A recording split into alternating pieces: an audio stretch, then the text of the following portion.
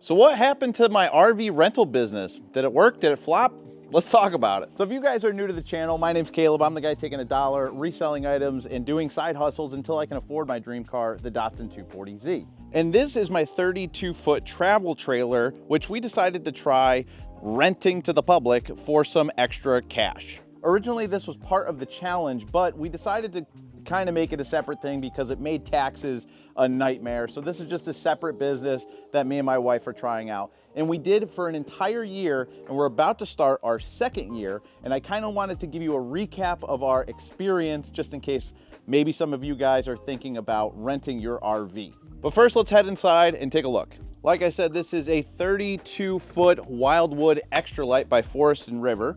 And this is their bunkhouse.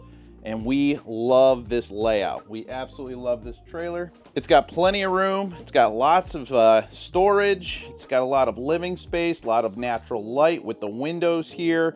And we just love how cozy this area is. Oh, and because I didn't mention it before, we will go over some numbers at the end of this video, so stay tuned. So like I said, we got a really nice bunk setup, top and bottom, pretty solid, and they can fit a very large human being. Some even 2 adults. That window pops open, so this is a nice like nook area, especially if you're set up somewhere next to the ocean or somewhere with a nice view. Right next door, we got our whole walk-in bathroom, which is kind of hard to get on video. Let me try and aim it down or up, or maybe.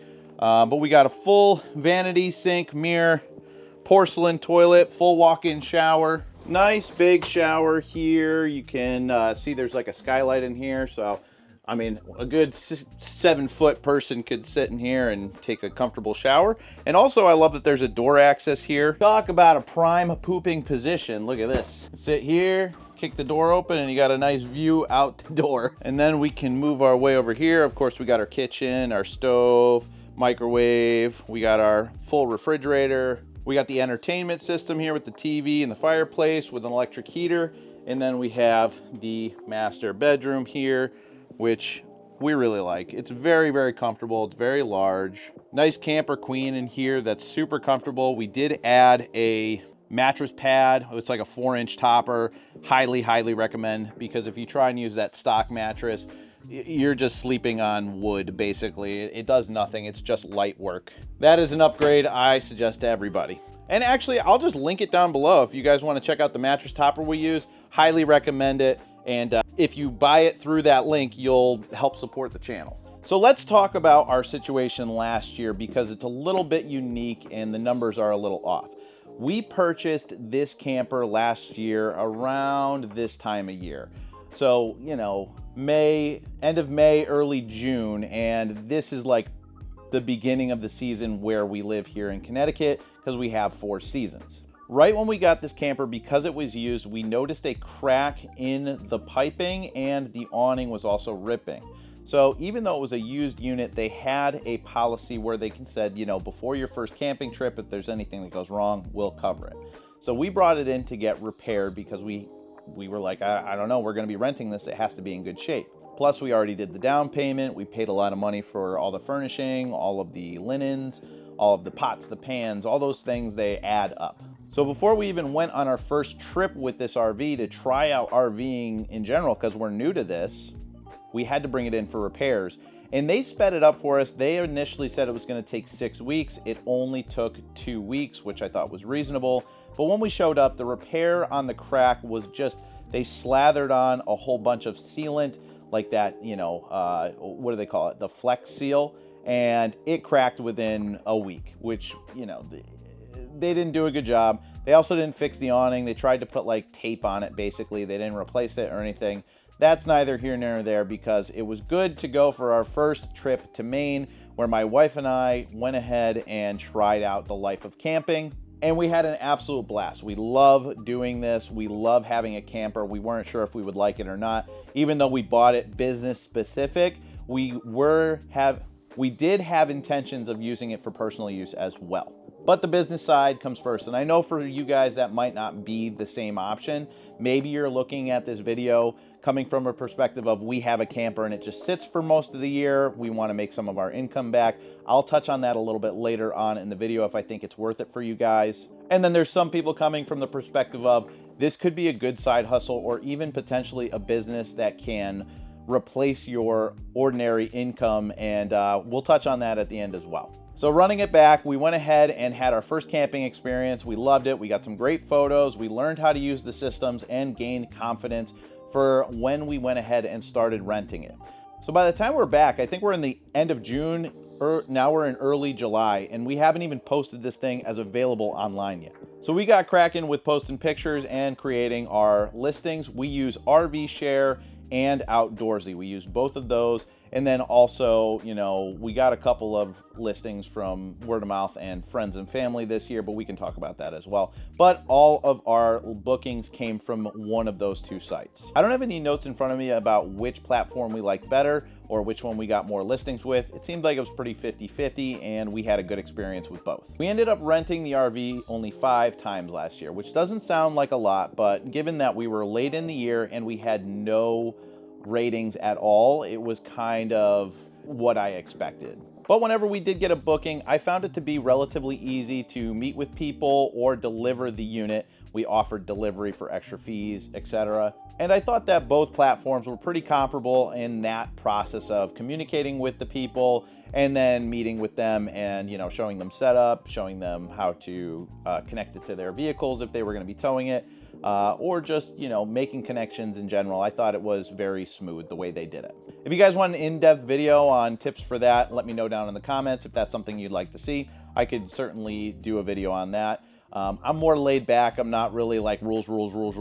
So if that's what kind of format you're looking for, I'll just give you our honest opinion on how things have gone down for it. But in general, for this video, it went very smooth. So let's talk about expenses really quick. How much did we spend on the camper? So we dropped about $2,000 on the down payment, and then our monthly rate is about $325, and that includes insurance cost. We also had to pay about $800 to get all of the linens, the pillows, the mattress toppers, the silverware, the plates, the cups, basically everything that you need. Also, you do have to get supplies for like the toilet. You have to get supplies for emptying the black and gray water tank, different attachments, extension cords, all these kind of things that are kind of like your setup cost. You know, once you buy those items, you have them for life. So just setup cost alone is right at $2,800. And then if you want to count in the monthly fees, you can go ahead and do that. You know, $320, I think it was like $320 or 25 in that range. Let's say $325. You multiply that by 12 and you get our yearly amount for how much we paid in fees. Payments, not fees. So let's do that really quick. $325 times 12 equals $3,900 we paid in the payments. So we take that plus the $2,800 in fees, and we are looking at $6,700 we've paid out of pocket to own this camper and to operate the business, including getting all the bits and bobs and odds and ends for the camper. And between Outdoorsy and RV Share, we went ahead and made a total of $3,656 in all of our profit, which then we had to pay taxes on. But technically our business is in the negative, so we got a return. So you might be thinking with this news, wow, that's not worth it at all. How could that possibly be? Well, I'd like to just remind you of a couple of things. One, we missed peak time and we didn't have any reviews. Let's talk about where we're at this year. So we had 5 bookings last year, and this year so far, we have 7 bookings already for the year, and we haven't even started yet. We haven't dropped off our first one. We haven't done anything. And we don't have to pay all those upfront costs this year. Sure, we might have some maintenance things to do along the way, but so far, nothing crazy. Let's keep our fingers crossed on that one, that stays on the low end. But as of right now, the camper pretty much covered itself in the first year, and we just got out of the winter block, so we were paying our fees, but we weren't utilizing the camper. So a couple things to keep in mind, and I am very, very optimistic that this year we will be profitable, and we will be profitable by a good chunk. If you guys want to be kept updated in this stuff, definitely let me know in the comments so we can keep up with it.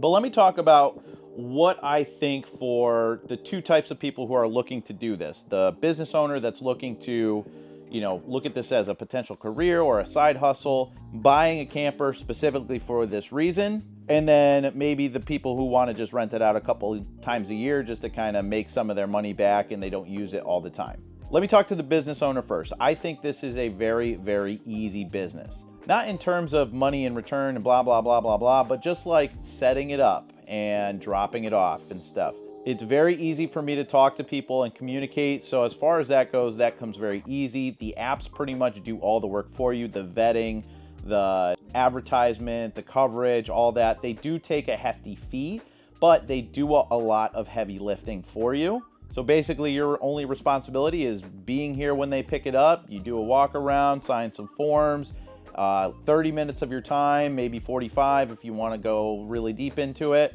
And then it's out of your hair. You don't really think about it unless there's a problem. And so far I haven't had a major problem. Thank you, Lord. Hopefully that will continue. But even if they did, I'm pretty flexible and I can deal with that and I'm not stressed out about it. And when you go in with the mindset of this is a usable camper, things will wear and tear, things will break down. We had the couch got broken at the end of last season, and honestly, everything in campers is made super cheap.